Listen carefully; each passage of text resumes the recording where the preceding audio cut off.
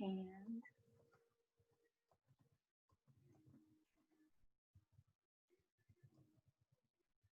we should be recording now. So we're going to go ahead and get started.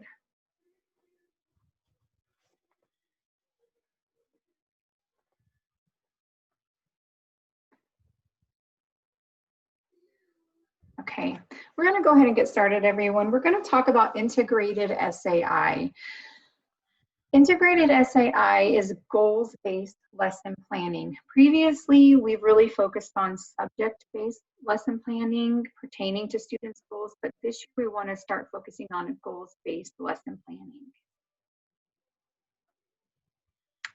Integrated SAI is intended to integrate 2 or more goals into one lesson. We're going to cover 3 areas today. We're going to talk about IEP goals and how SAI sessions should be based off of IEP goals and objectives. We're going to talk about integrated SAI, which is lessons designed to cover more than one goal area, and also data collection, or the system by which you monitor student and IEP progress. So what is SAI? SAI stands for Specialized Academic Instruction. SAI is offered in an IEP as a direct service in order to teach and support students on their IEP goals. SAI sessions can be offered as a group or individually, depending on what their IEP states.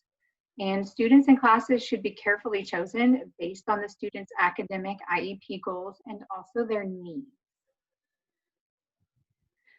Okay, let's dive into IEP goals. And remember, SAI sessions should be based off of IEP goals and objectives.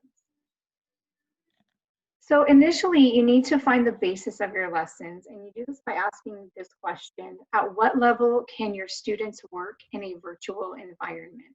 You can review their IEP, their present levels page, to determine this. You can speak to parents and also past teachers. And sometimes it's just going to take you a little bit of time to really determine the student's ability to work in the virtual environment and what supports you need to put in place. So remember, review their IEP, review their goals, and review their present levels pages. Things to consider when creating groups and also your SAI lessons. Think about the student's focus. How long is the student able to stay seated and focused in a lesson? That will determine how long your lessons are and what kind of activities you provide. What kind of support does the student need? Do they need manipulatives? Do they need visual supports like graphs or charts? Remember that you can embed these items into your lesson. What other supports they might need, maybe extra time, you can embed that into the lesson. Or do they need help reading, where maybe you would provide a peer reader or yourself as the reader for a particular student or all of the students? Does the student need to take breaks, and how often? And what type of breaks do they need? Does the student need a few minutes to walk away from the computer to get a drink of water, or just to take a mental break? And this changes with different students as far as, grade level, their maturity level. Some students can sit for a 30-minute lesson, and some can sit for an hour lesson, and some students will need those breaks embedded into the lesson. Also, consider the student's behavior. Does the student require incentives? Interest-based lessons are a really good way to keep their attention and their focus. And we've talked about using token economy in the lessons to regulate behavior. So talking about integrated SAI, we're going to talk about how to pair goals and create lessons that can pair all of these goals together for one single group. So a lot of our students have reading goals, writing goals, and math goals. One integrated SAI lesson can provide instruction and data collection opportunities for multiple goal areas. So let's just dive right into integrated SAI. Again, it's lessons designed to cover more than one goal area. This is a chart that can show you examples of how to integrate goals for lesson development. So, oops, excuse me, sorry about that.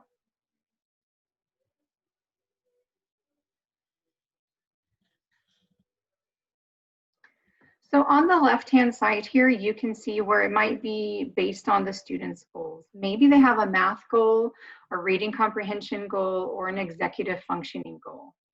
And I'm sorry, yes, goals based on that. But you also have students with maybe decoding, vocabulary, or writing goals. These are ideas of how you can combine these students into one class and create a lesson to meet all of these needs. For instance, if you have students with math concepts, with math goal concepts, but also decoding goals, you might create a lesson that has math word problems.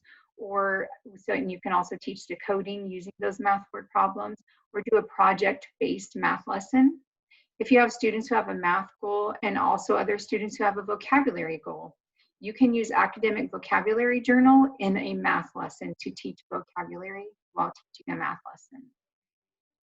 Another way to integrate all of these goals together, for instance, teaching math and writing at the same time can be challenging, but it is definitely not impossible. We will discuss this further in the lesson. It's called raft writing, or a writing assignment tied to the math lesson, where you would just have students write a small, maybe paragraph or a couple of sentences even pertaining to a math lesson. So this is, if you want to refer to this later to get some ideas on how to integrate different goals to teach one lesson, this is a really good resource. We're going to talk about grouping students for just a second. This is an example. Let's say you have 3 students, Sammy, Susie, and Marty. If you look below, you can see the different areas of IEP goals. Let's say you have a student who has a decoding and a writing goal, a student who has a reading comprehension and a writing goal, and another student who has a fluency and a math goal. You can group these students together in one SAI session to meet multiple goal areas. So this is an example lesson that I pulled from ReadWorks. If you have not explored readworks.org yet, I highly recommend it. They have reading material, vocabulary, and comprehension questions in all subject areas and for all grade levels, even social emotional areas where you might be teaching even towards maybe executive functioning or things like that. You can use this great resource. It is free. I highly recommend exploring it and creating your own account. One thing I do want to show you, if you look right here around this red circle, it says assign. You can actually assign lessons directly into Google Classroom for students to complete.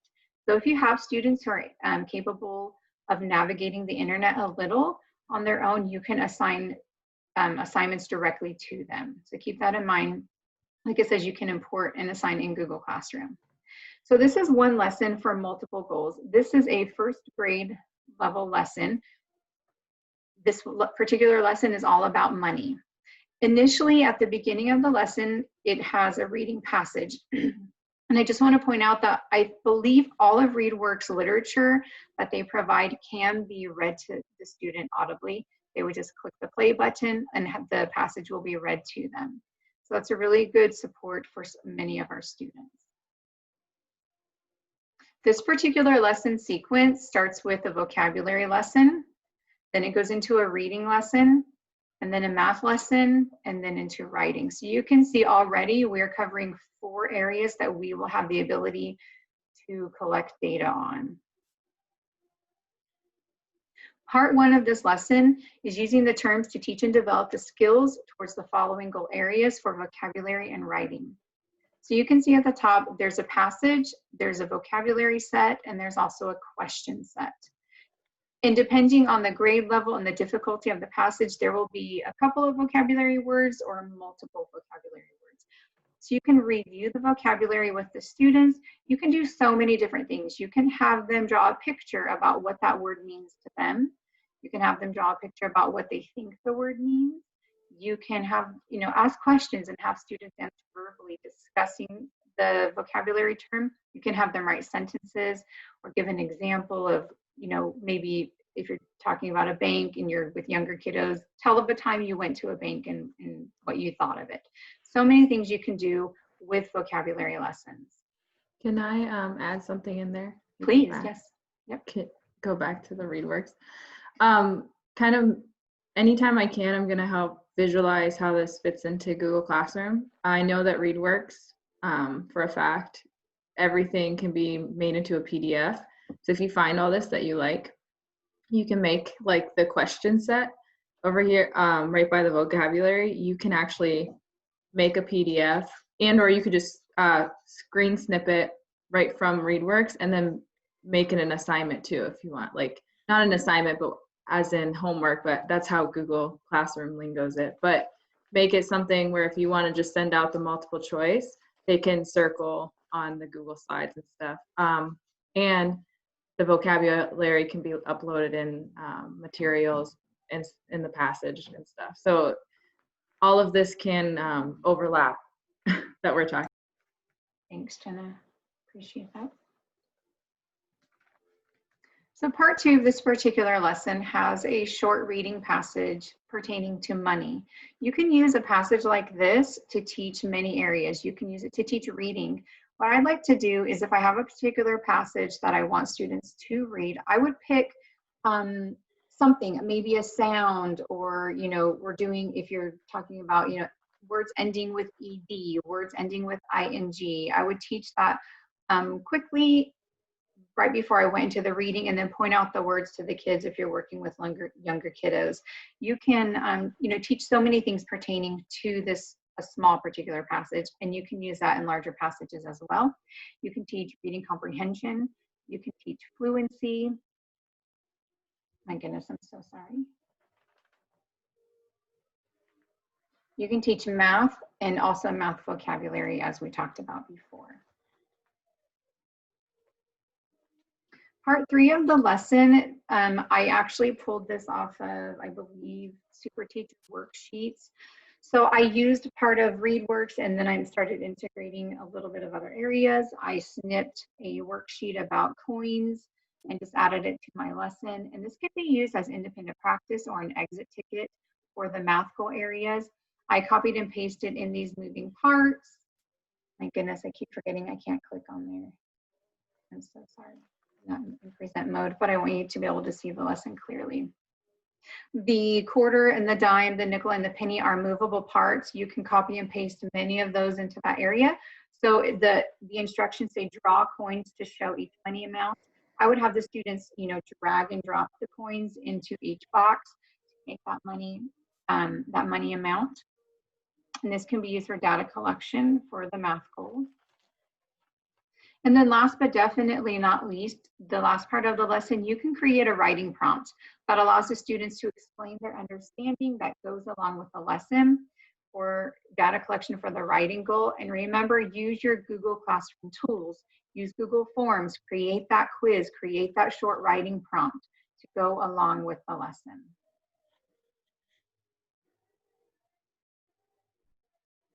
So ways to integrate writing into all subject areas. Writing seems to be the one way, the one subject that we can include it in a reading lesson or a math lesson. We're going to talk about a really neat way to include that. This is called, this writing tool is called RAFT, and it stands for Role, Audience, Format, and Topic. The R part is the role of the writer. It helps the writer decide on what point of view or voice are they writing from. A stands for audience for the piece of writing. And this helps the student determine who they're writing for or who they're writing to. F stands for format of the material. And so you want to talk about what format are they going to use? Are they going to write it in a letter format? Are they doing an interview? Are they doing story problems? And the last part, T, stands for the topic or the subject of the piece of writing, which helps the writer focus on main ideas that you are teaching and learning in a particular session.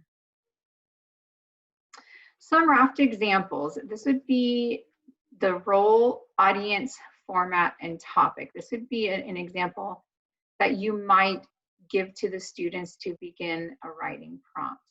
One thing, I liked this one. Let's pretend you're teaching literature or something, and the role is they're going to pretend that they are Huck Finn. They're writing from Huck Finn's point of view. They're going to write to the audience, and the audience is going to be Tom Sawyer. The format will be a note hidden in a tree knot. So the student is going to pretend they're writing maybe a short note that they're going to hide somewhere for Tom Sawyer to find. And the topic that they're going to write about is a few things you should know, something that they're telling Tom Sawyer that he should know. Here's some other examples. the role of the writer, they could be, if you're telling a student, you are the writer of this particular project, you're going to be writing to yourself. Yourself is the audience. The format is a journal entry. So, nobody else is going to be reading this. And your topic, you would choose a topic for that time period or that subject and tell the student to do a journal entry about that. I want to show you a quick video about how Raft can be used in your writing classes, or I'm sorry, in your SAI classes.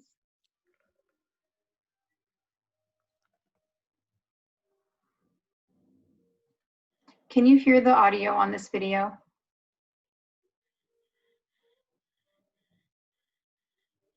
No.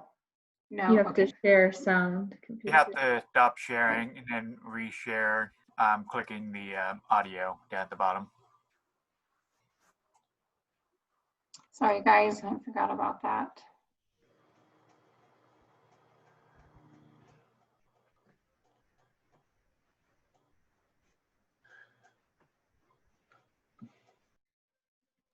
Okay. Give me a thumbs up if you can hear this audio when I start playing the video. Effective for English language learners. Raft is a fun and engaging activity, and it appeals to students' interests. It allows students to communicate their ideas and encourages creative writing. It also has real-world applications. Students learn that they are writing for a reason. This is how Raft works. Students will be given a prompt like this one. R is for role, who the students will be when they're writing, such as an actor. A is for audience, who the students will be writing to, such as a company.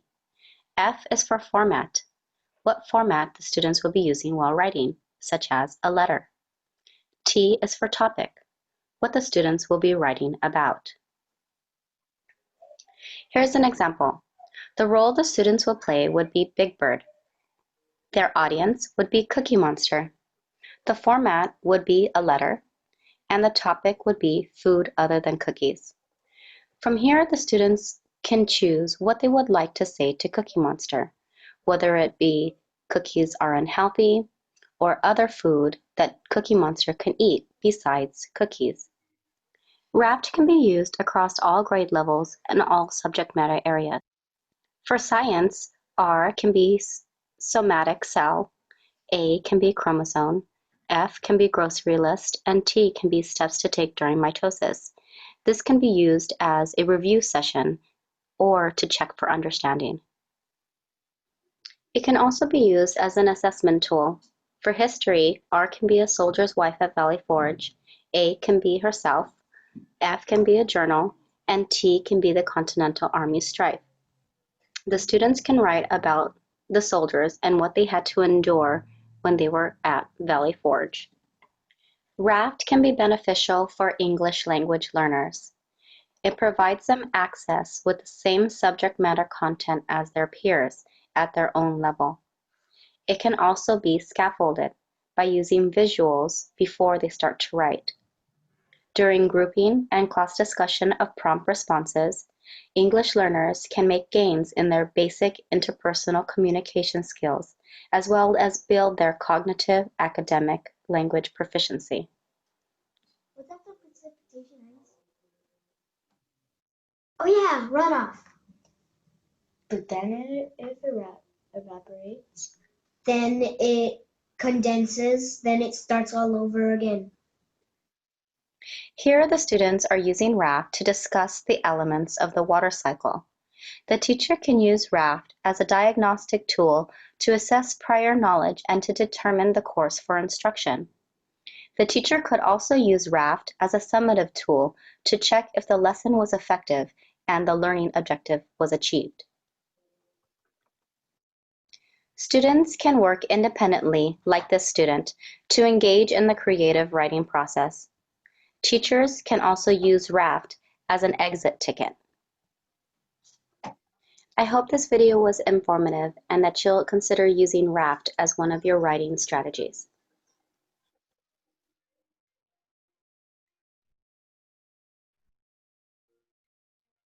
Okay, great.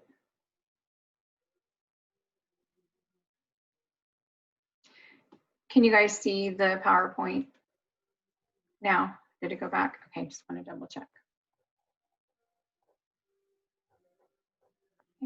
So some of you might think that using a tool like Raft with math is impossible.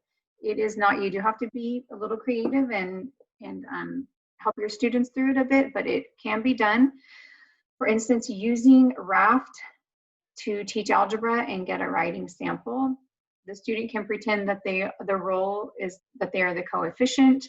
They are writing to their audience the variable. The format, they would be writing an email, and the topic would be "We belong together." So the students would write about why the coefficient and the variable belong together. Lots of different ideas here. If you want to refer back to it later, please do. This is a Raft writing template that I just quickly pulled off of the internet. This is an example that you might use for students, and you can remember you can also create this on a Google slide. If you wanted to create a Raft writing template that you use for all of your classrooms, you can create that one on one Google slide and just copy and paste that slide into all of your different lessons. It would make it really simple for you. You can use something like this or create your own. Okay, let's go ahead and talk about data collection. Data collection, again, is the system by which you will monitor their students' progress toward their IEP goals. 4 things to consider about data. Data is used, we use data to inform. It informs instruction, it informs how we write a student's IEP and how we write their IEP goals. We do need to collect data often. So you should be collecting data. You can collect data every SAI session. It's not always going to look the same. You might do more formal data collection, once a quarter or once a semester, and then more informal data collection on a weekly basis. Data collection is mandatory. It is a mandatory component for IEP. So please keep that in mind. Make sure you are doing good data collection and that you are collecting the data and keeping it in a safe place that is easily referred to. And collecting data is just good teaching. It is best practice.